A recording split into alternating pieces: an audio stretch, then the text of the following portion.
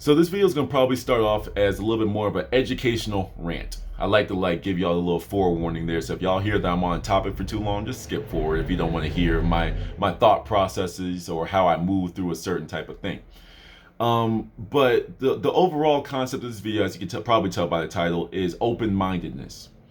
So in my semen retention videos, for those of you that don't watch those, my semen retention videos is just a way of keeping sexual energy in. Semen is the man's physical manifestation of his divine masculine, of his masculine frame, of what makes us a man. It's literally semen.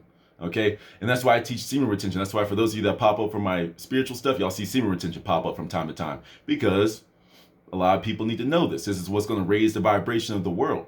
If I can raise up half the men in the world, that's going to be half the world raising the vibration. You know what I'm saying? That's how I look at it. And but what I realize is in that demographic, in that community, I'm talking to a lot of different ages. Now, there's the semen retention side of my channel, and there's the spiritual side. I could talk to an 8-year-old spiritual kid, but I don't get it, but it makes sense. I'm going to look into it. I could talk to this 60-year-old that is spiritual and be like, yes, you're learning, and I would like to drop this along your way. You don't have to agree, or you don't have to even have any type of opinion. I just want to let you know, just drop this seed for you, and if this applies on your journey, then cool. I like that, the give and the take, you know what I'm saying? But then that's where I have the physical side. That's where my lower self tends to talk to these men. And what I realize is, like, in that level, when I'm talking to an 8-year-old, you know what it's like talking to an annoying 8-year-old and talking to an annoying, we'll just say 30-year-old. Right? This is like the range you can get. And then there's also the people that are ready to learn. You got the 14, 15-year-olds in that channel. Like they tell me, yo, I started this at 14. Like, I feel amazing. Everything you're saying is right. I'm like, here you go. And you started it mad early, you know? And this is what I'm trying to do. Always trying to elevate, but there's always going to be that one or two in this case. You know, the human brain loves to fixate on the one bad thing. So let's just say you own a company, and everyone's doing their reviews on Yelp, 4 and 5 stars, 4 and 5 stars, 4 and 5 stars. Yeah, good job. We're doing great. We're doing great. 1 star. Your brain's gonna be like, whoa, whoa, whoa. What's this 1 star? What's this 1 star? So this is kind of like what my brain is doing, and kind of I want to just explain what's going on and blah, blah, blah. So there was like this annoying comment that I've gotten twice now. And once again, when things repeat, I pay attention to them, but I'm just like, this is just the new energies coming in. Where it's like, they said that if I was truly a god, because y'all know that's why I talk about my channel a lot. If I was a god, if I was a divine being, I'd have more subscribers. I'm like, what? I'm a god. I'm a divine being. I can create my life. I'm gonna waste my time getting subscribers. Yeah, I'm gonna get 7.9 million subscribers. Like, what? It's like, that's when I know when kids say that, I know that they are a child. I know that they are young, or at least young mentally. You know, I've had one person that was making semen retention content say that about my channel. If you were a god, I'm teaching people how to become gods, how to become more confident in their skin. And you're trying to downplay me because I don't have a number of subs? So, what? That makes no sense to me. You know what I mean? And I'm just sitting here, I'm like, wow, there's this level of closed-mindedness in this world. Because, nice transition, if people were open-minded, you could agree or disagree with 90% of what I'm saying, but whatever you agree with, I want you to take and apply to your own world. I don't care if I say 1 million things that you disagree with, but number 1,000,001, I say that you agree with, take that one thing and bring it on over to your world. Very simple.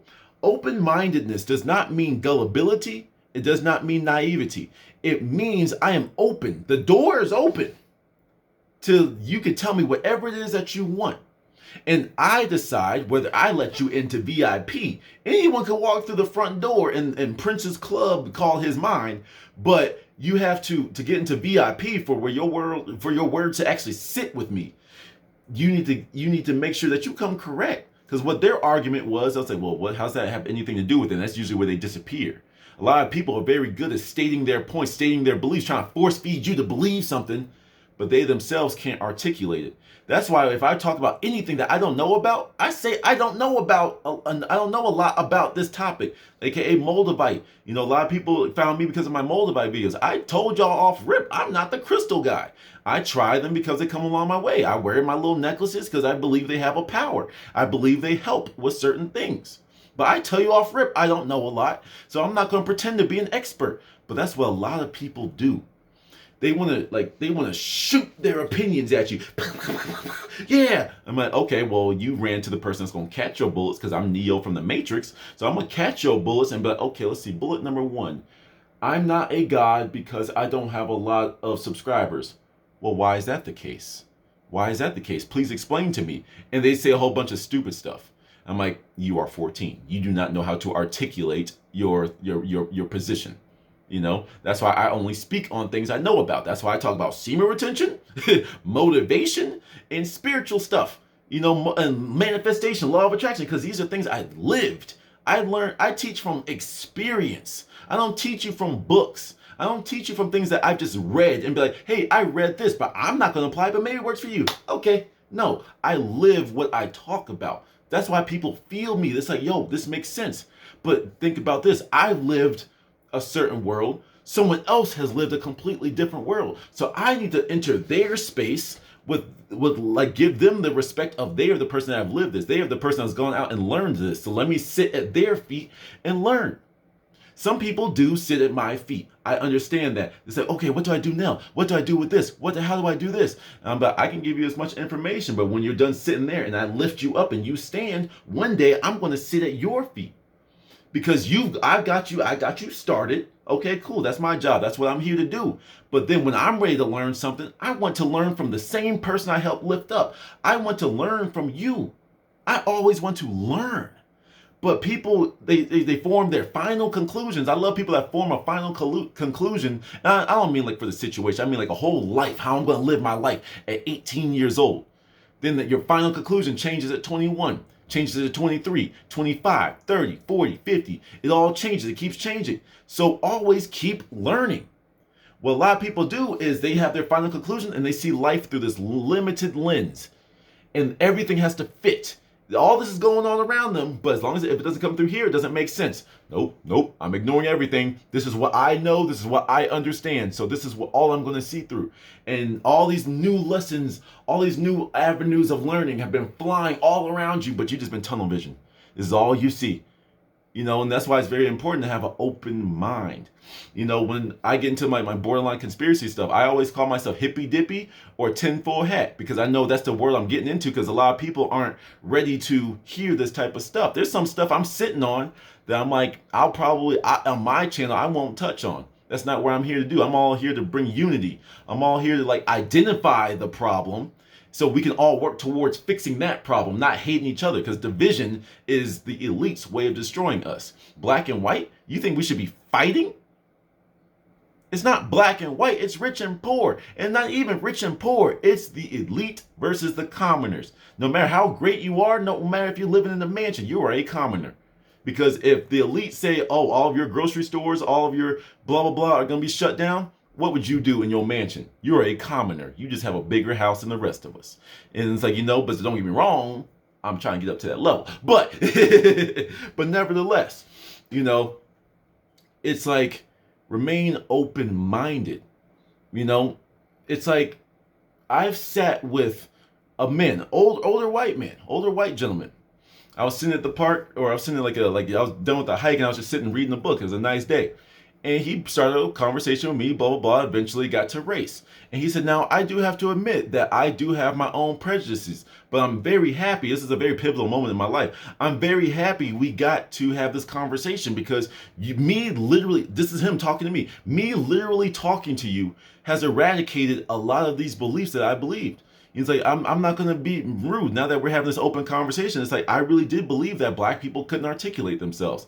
I really did believe that black people were a little bit more hostile than the rest of us. I knew not all of you, but I really felt like y'all were easily triggered. But you and I sat here and had this conversation. We were calm. I told you my things. You told me some things, and neither one of us got offended. That was a pivotal moment in my life, because I'm just like, that's what needs to happen more.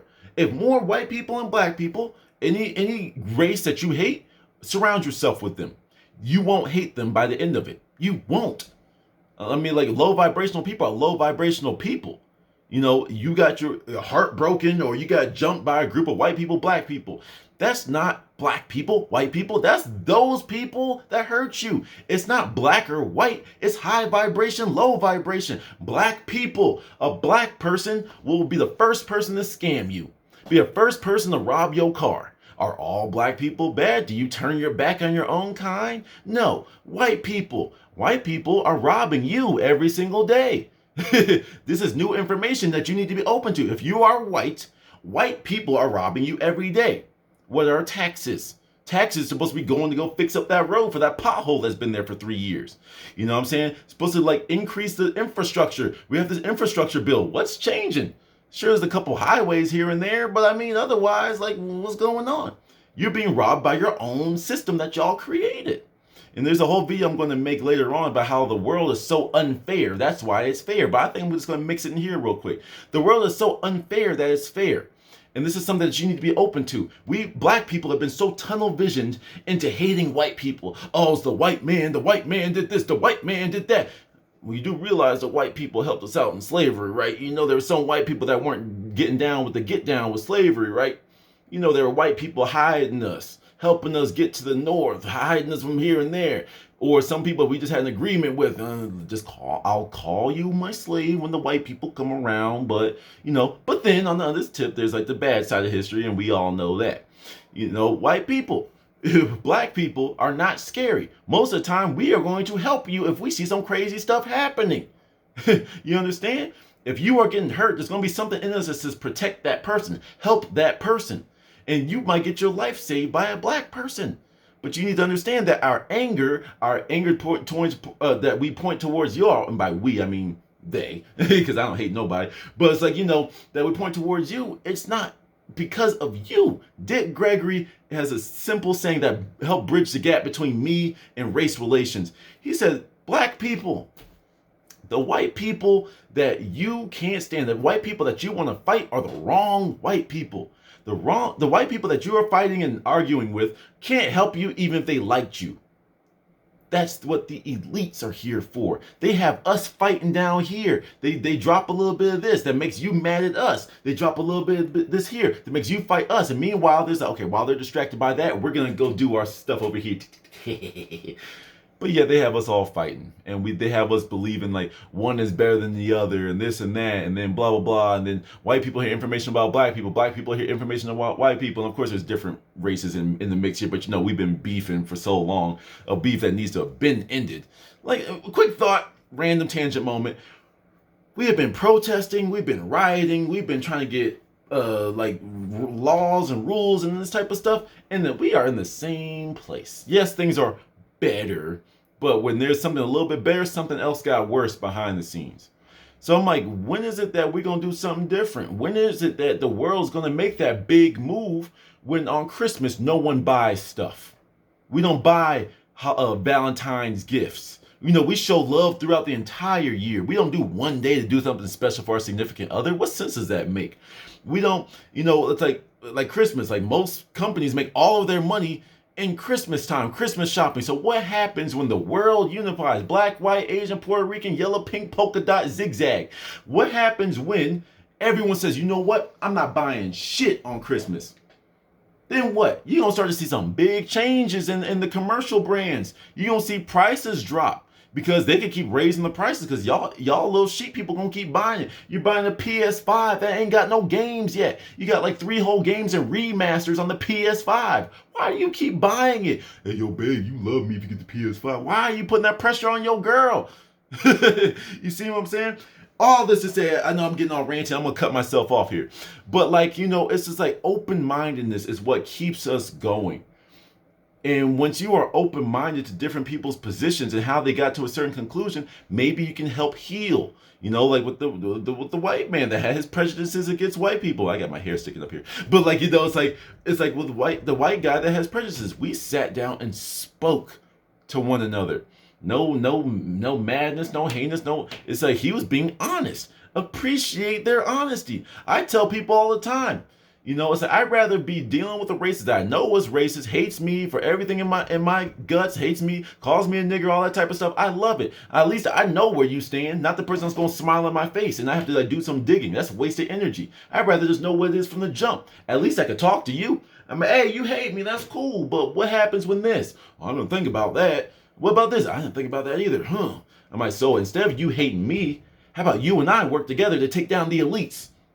Poor white people, poor black people, rich white people, rich black people. How about we stop fighting and do our own thing? Do things to disconnect from the matrix and we start our own systems. No one said it's impossible, but that's just how the game is rigged. Be open-minded to say that there are new ways to live. The new ways to live are the old ways to live. You have your own circle. You have your own thing. You guys all survive off of one another. There's different ways to do it. Do I have the answers? No, but I just want y'all to think. And I said I was done ranting, so I'm done ranting. Love y'all. Stay open-minded to the next one.